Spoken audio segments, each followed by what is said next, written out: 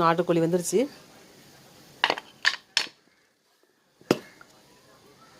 ஃபுல்லாக கொழுப்பு தான் இந்த கோழியில், அதான் அப்படி மிதக்குது, கொழுப்பு மிதக்குது.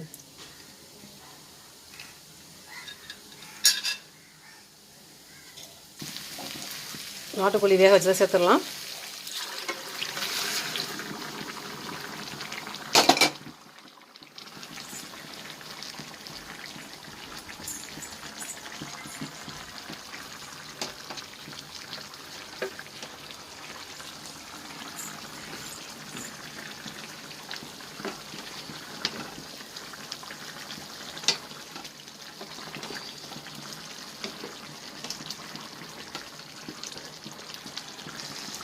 நாட்டுக்கோழி செய்வது இந்த மாதிரி பச்சை மிளகாலாம் போடும்போது இந்த பச்சை மிளகாவோட வாசம் சேர்ந்து அது ஒரு தனி வாசம் கொடுக்கும். இந்த நாட்டுக்கோழி கறிக்கு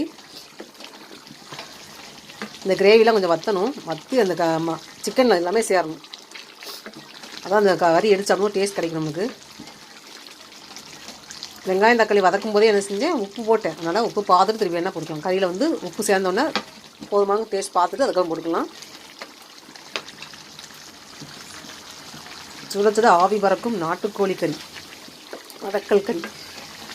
இதில் தேங்காய் சேர்க்கலை. இந்த மாதிரி வதக்கல் கறி செய்யும்போது தனி மிளகாத்தூள் தான் கொஞ்சம் அதிகமாக சேர்க்கணும், குழம்பு மிளகாத்தூள் பொடியை விட. அந்த தனி மிளகாத்தூள் தான் ஒரு டேஸ்ட் கொடுக்கணும் நமக்கு.